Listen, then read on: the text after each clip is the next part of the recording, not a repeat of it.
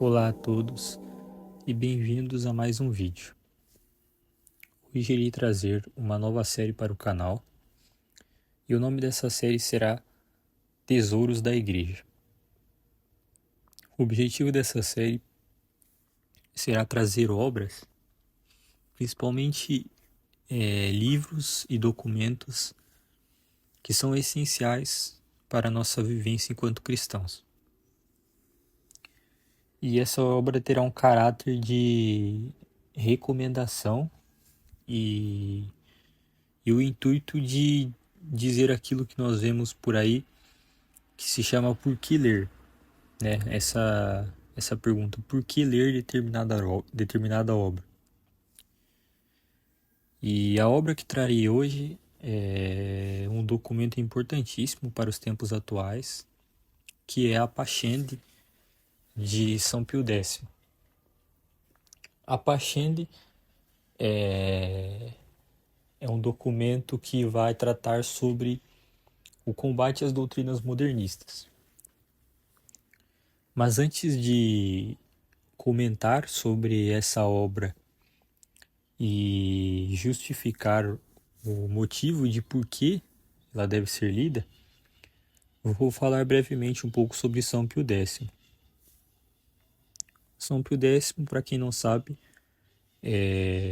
foi um dos principais papas que tivemos nos últimos tempos.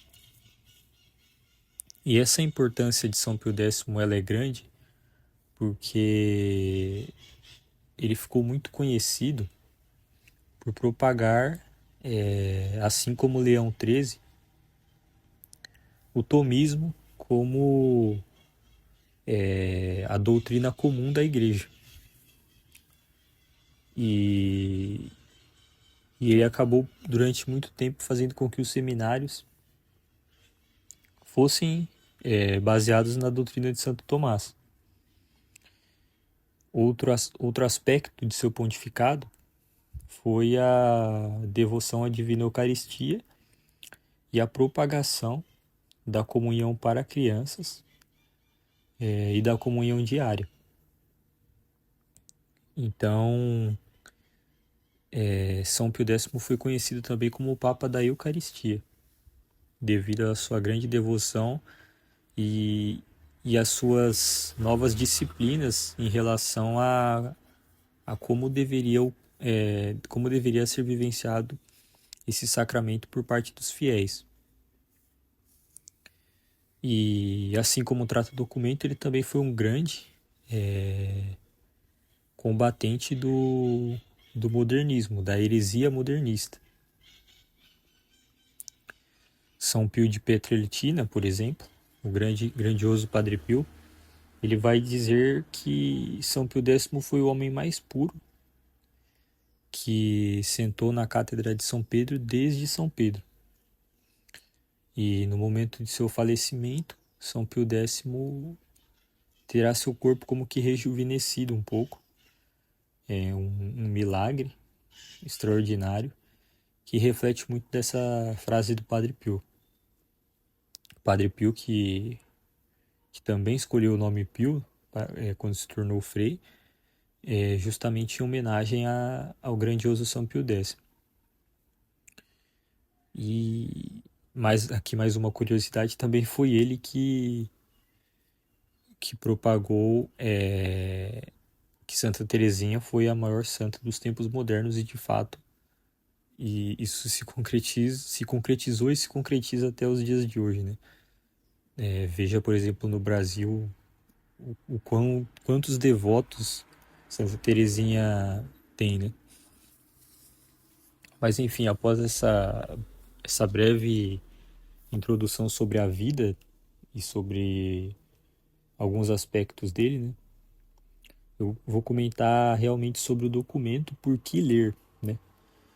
E a Pascendi é o documento que vai tratar exatamente desse combate dele, que era a heresia modernista. E o que é, resumidamente, a heresia modernista, né? Para quem ainda não leu o documento, ali evidentemente será melhor abordado, mas a heresia modernista, ela basicamente quer adaptar, né, a igreja aos erros do mundo. E, e nós vemos a síntese, né, dessa heresia modernista, por exemplo, na atual teologia da libertação. A teologia da libertação, ela é o reflexo dessa heresia modernista. Então, esse cientificismo, esse olhar crítico para as escrituras, esse olhar simbólico dos sacramentos, tirando, esvaziando do caráter sobrenatural, é um pouco do que são as máculas, né, da heresia modernista, infiltradas, é claro, na teologia. E São Pio X, nesse documento, ele vai denunciar tudo isso. Ele vai fazer realmente um compilado de todos os erros, ele vai citar realmente locais que possuem muito dessas máculas, coisa que hoje se intensificou muito mais, não só com a teologia da libertação, há outras teologias infiltradas no clero da igreja que estão um pouco maculadas pelo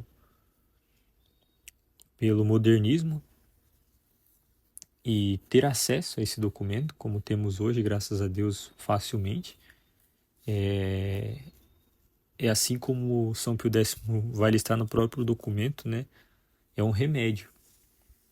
É um remédio porque esse documento ele nos fará enxergar aquilo que muitas vezes é uma lepra que está em nós e também enxergar intenções para que possamos rezar, para que Deus tenha misericórdia do clero, tenha misericórdia da igreja e possa realmente cada vez mais nos dar soluções para essas questões, né? Então, um aspecto que é muito levado em conta no documento é essa questão do tomismo no seminário. Hoje em dia, infelizmente, são pouquíssimos os seminários que têm uma doutrina tomista, que tem Santo Tomás como doutor comum, e isso é um problema porque num mundo tomado pelo subjetivismo, pelo relativismo, você ter uma clareza doutrinal e uma sistematização como Santo Tomás fazia é algo muito importante para que não deixemos rastros para ambiguidades, né? Então, esse é um ponto assim que precisamos rezar muito para que Deus tenha misericórdia do clero, tenha misericórdia da igreja e possamos retornar a uma doutrina escolástica, a uma doutrina tomista, para que tenhamos mais clareza doutrinal, né? Um outro aspecto que eu acho interessante é na parte dos remédios, né? Que chama, que está no documento, onde ele apresenta ali soluções que vão influenciar muito, né, a maneira de agir nos seminários durante muito tempo, a maneira dos padres agirem. São Pio X como que conseguiu blindar essa infiltração modernista na igreja durante muito tempo. Infelizmente, hoje as coisas fugiram do controle desse documento, se é assim que eu posso dizer, e precisamos rezar para que mais sacerdotes tenham um olhar mais fiel à palavra desse santo, que foi São Pio X, e possam se desvencilhar realmente dessa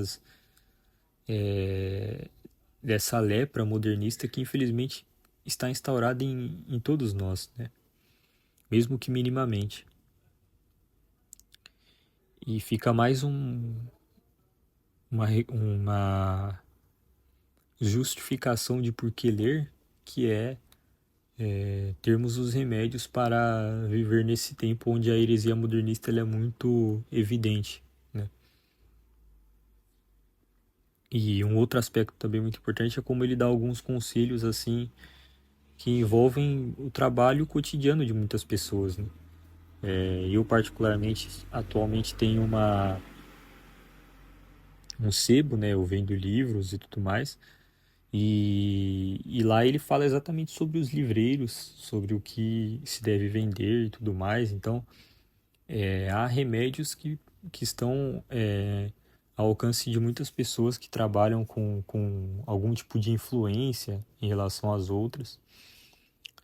É um livro também que vai falar muito da autoridade dos bispos, numa época assim onde muitos padres estavam fazendo conferências, espalhando muito dos erros do liberalismo também, que é uma ponte para o modernismo, né?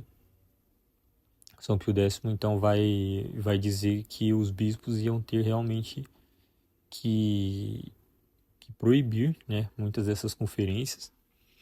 E hoje em dia o que vemos são inúmeras conferências, até mesmo feitas por leigos, sem base nenhuma, e isso vai intensificando, né, essa lepra na igreja. Então rezemos também para que os bispos possam retornar, né, os que se distanciaram possam retornar à doutrina deste documento, e os que já o vivem que possamos rezar pela santidade deles cada vez mais. O documento vai tratar especificamente de muitas questões, como eu falei, essa questão que hoje é muito comum, que nós vemos de padres, por exemplo, negarem os milagres de Jesus, é algo que ele cita claramente lá, entre tantas outras coisas ali que ele vai destrinchar de uma maneira assim primorosa. É um documento que ele é muito claro, ele é simples e é de fato um tesouro. Eu acho que até ali o fim dos tempos ele será um documento muito valioso para todos. E fica aí então a recomendação. Não quero que esses documentos substituam de forma alguma a doutrina realmente da igreja, né? Os dogmas da igreja, até porque o objetivo do fiel em primeiro lugar, a catequese, né? É conhecer a sua própria fé, né? Coisa que muitos, infelizmente, hoje não conhecem perfeitamente, né? Então, esse documento é realmente para quem já se vê com uma base catequética boa, com uma base catequética assim sólida, e aí sim vale a pena você conhecer os documentos da igreja e entender mais profundamente tanto o cenário da época e em como isso se aplica ao cenário atual. O vídeo fica por aqui. Agradeço a todos que assistiram. Peço que rezem por mim e estarei em orações para que todos aqueles que assistirem os vídeos, né, possam colher muitos frutos desse da leitura, né, desse documento, aqueles que se dispuserem a lê-lo. E salve Maria.